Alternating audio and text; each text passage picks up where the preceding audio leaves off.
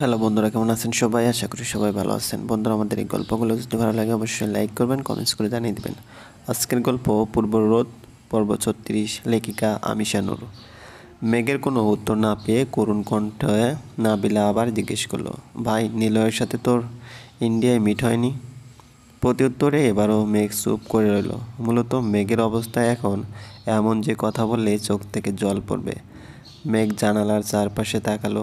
নাবিলা মেঘের আচরণে অবাক থেকে যেমন অবাক হচ্ছে তেমনি ভয়ও পাচ্ছে। নিলয়ের কথা বলায় মেঘ চুপ কেন হয়ে গেল? নাবিলা হার মেনে নেবার পাত্রী না। চতুর্থবারের মতো নিলয়ের প্রসঙ্গে আবার প্রশ্ন করলো। নাবিলা মেঘের সামনাসামনি দাঁড়িয়ে বলল, তুই আমার কথা পাত্তা দিচ্ছিস না কেন? মেঘ, আমি কিছু বলছি। Niloy, he is no more. 4 অক্ষরে বাক্যটা বুঝতে নাবিলার সামান্য বেগ পেতে হলো। হি ইজ নো মোর, এই বাক্য দ্বারা মেঘ কি বোঝাতে চাচ্ছে? আড়ষ্ট হয়ে নাবিলা জিজ্ঞেস করলো, মানে? তখনই ঝড়ে গতিতে মেঘ এসে নাবিলাকে জড়িয়ে ধরে হু হু করে কেঁদে দিল। নাবিলার আর বুঝতে বাকি রইল না এ কথা সঠিক অর্থ কী। নাবিলা বুকটা দুমড়ে মুচড়ে উঠল। ভিতরে কিছু একটা ছিঁড়ে ফেলার মতো ব্যথা অনুভব হচ্ছে। মনে হচ্ছে সে জগতে নেই, যেন শূন্য ভাসছে। আর তার সামনে নিলয় নামের মানুষটি। নিলয়, এই মানুষটা নাবিলার জীবনটা কেমন করে দিল। কোনো স্রোতের দিকে চলছে সে। জানো তো পূর্ব, আমাদের সম্পর্কটা পরিপূর্ণ হওয়ার পরও আমার কেন জানি মনে হয় কোনো কিছু কমতি কমতি কমতি কমতি। তুমি কি ইনডাইরেক্টলি বেবির কথা বলছো রোদ? কথাটা বলে ওপাশে পূর্ব হু হু করে হেসে উঠল। কিন্তু রোদের কাছে বিষয়টা মোটেও রসিকতা মনে হলো না। সে সিরিয়াস। সব ঠিক থাকলে ভেবে তো আসবে। রোদ নিজেকে প্রশ্ন করলো, তার কমতি কমতি কেন মনে হয়? পূর্ব নেই বলে, নাকি পূর্বকে ভেবের কথা বলা হয়নি দেখে? রোদ নিজের দেহে থাকা ছোট্ট প্রাণটার দিকে দৃষ্টি নিক্ষেপ করলো। একে নিয়ে কত হাজারো স্বপ্ন বুনে রেখেছে রোদ। পূর্বকে বাবা হওয়ার খবরটা জানাতে রোদের বেশ ইচ্ছা করে, কিন্তু রোদ চায় না পূর্বের স্বপ্ন থেমে যাক। তাই রোদ ঠিক করে রেখেছে বাচ্চা হওয়ার পরই পূর্বকে জানানো হবে, নয়তো অনেকটা বাড়াবাড়ি হয়ে যাবে। ও হ্যালো রোদ। কোন রাজ্যে হারিয়ে গেলে? আমাদের রাজ্যে। রোদের আবেগ ছোঁয়া বাক্য শুনে পূর্বের মুখের হাসি নামক বাঁকা রেখা ফুটে উঠল। আজকাল রোদ বড্ড বাচ্চামো করে, অনেকটা কিশোরীর মতো, যেন মনে প্রেম নায়ক রংটা প্রথম কেউ ছোঁয়ালে। অবশ্য প্রথম ছোঁয়াটা পূর্ব ছুঁয়ে দিয়েছে। সদ্য প্রেমে পড়া কিশোরী যেমন তার প্রেমিকের জন্য শত আবদার আকাঙ্ক্ষা অভিমান পুষে রাখে, রোদও ঠিক তেমন। রোদের ব্যবহারে পূর্বের মাঝে মাঝে মনে হয় সেও আবেগ নামক অনুভূতির শহরের বাসিন্দা। অবশ্য প্রতিটা মানুষ অনুভূতি নামক শহরের বাসিন্দা। পূর্ব, আমাদের যদি বেবি হয় তাহলে কি নাম রাখবো?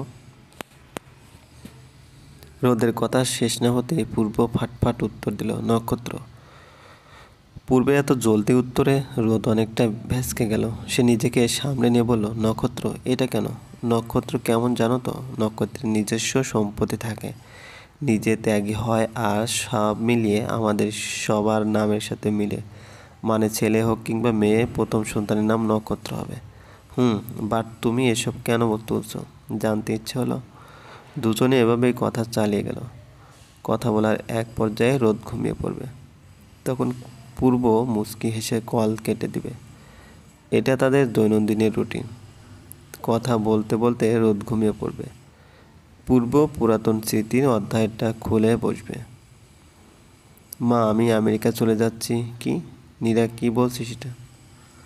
মা, তুমি এত হাই লেভেলের কেন হয়ে যাও বলো তো? হাই লেভেলে হব না কি? কি আবল তাবল বকছিস? তুমি শান্ত হয়ে বসো, আমি সব বলছি। নাবিলা কথায় বিচলিত হয়ে নিনা হাসান সোফায় বসলেন। তিনি অস্থির হয়ে কিছু একটা জিজ্ঞেস করার জন্য ঠোঁট জোড়া নাড়াতেই নাবিলা তার মুখের সামনে 5 আঙ্গুলের বাম হাতটা রেখে বলল, আমি যা বলছি চুপটি করে শোনো। নিনা হাসান সম্মতিসূচক দৃষ্টি জানান দিল। নাবিলা খানিক সময় নীরব থেকে বললেন, বাবার থেকে দূরে আছে নাকি দিন?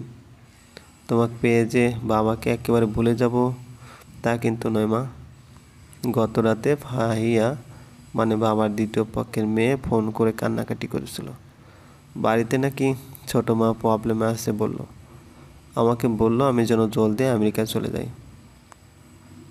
তাই মা ভাবছিলাম আমেরিকা কিছুদিন গিয়ে ঘুরে আসি। কিন্তু তুই, মা আমি জলদি চলে আসবো রোদের ডেলিভারি হওয়ার আগে। আমাকে এভাবে ফেলে যাবে? তাহলে তুমিও চলো, ঘুরে আসবে। হ্যাঁ, না না না, আমি যাব না। তাহলে আমাকে যাওয়াই অনুমতি দাও, প্লিজ প্লিজ। কখন যাচ্ছিস? কাল রাতে ঢাকা যাব। ঢাকায় গিয়ে পাসপোর্ট ভিসা সব চেক করব, রোদের সাথে দেখা করব, তারপর এসে একেবারে চলে যাব।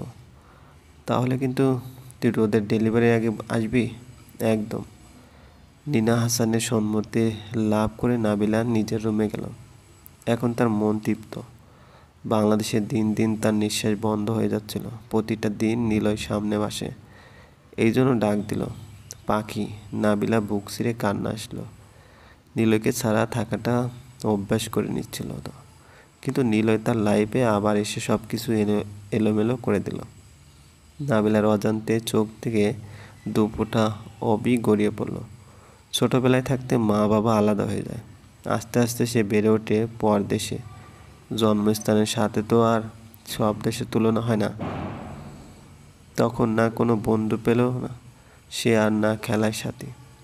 তখন থেকে নাবিলা নিজেকে যতটা সম্ভব বাইরে থেকে কঠিন রাখে, কিন্তু ভেতরটা আজও একই রকম। নিলয়কে পেয়ে মনে হয়েছিল এক পলাশ স্থায়ী সুখের ছায়া তার মন দখল করেছে। হ্যাঁ সত্যি, সুখের ছায়া তার মন দখল করে নিয়েছিল, কিন্তু সেটা সাময়িক। তারপর তার জীবনে নিলয় নামের অধ্যায়টা আবার শুরু হলো। কিন্তু পরিণাম তো কষ্ট দিয়েই শেষ হলো। নাবিলা নিজের চোখের নিচের নোনা জল মুছে কান্না থামানোর বৃথা চেষ্টা করলো। কান্না তো বাঁধ ভাঙা নদী, একবার শুরু হলে থামানো কষ্টকর। সিলেট আসার 15 দিন পার হলো। এ কদিনে মেঘ অনেকটা ভেঙে পড়েছিল, কিন্তু নাবিলা তাকে পুরোপুরি ভাঙতে দেয়নি।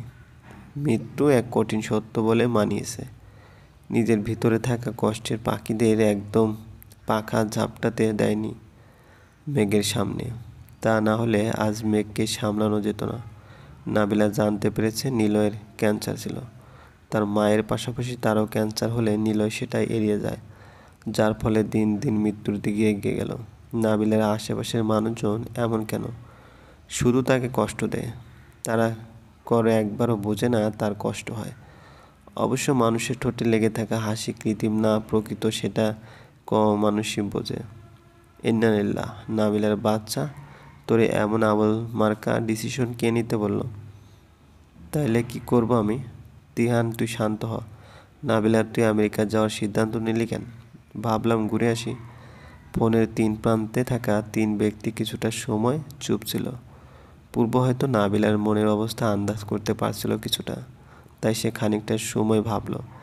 শেষে মুখ ফুটে বলল, আচ্ছা যা আমেরিকা, কিছুদিন ঘুরে আয়। পূর্বের কথা শুনে নাবিলা এপাশে দীর্ঘ নিঃশ্বাস ফেলল। যাক, তাহলে এখন বাংলাদেশ থেকে মোটামুটি বিদায়। কিন্তু তখনই ব্যাঘাত ঘটিয়ে তিহান বলল, ইন্নালিল্লাহ। পূর্ব তুই বলে দিলি কেন যেতে? তিহান বাদ দে, ঘুরে আসুক। এখন তুইও শরীয়তপুর, আমিও কানাডা, তাই মনে হয় নাবিলারও ঘোরা দরকার। আন্টি পারমিশন দিলে ঠিক আছে। পূর্বের কথায় তিহান আর উল্টো প্রশ্ন করল না। এভাবে কিছুটা সময় থাকার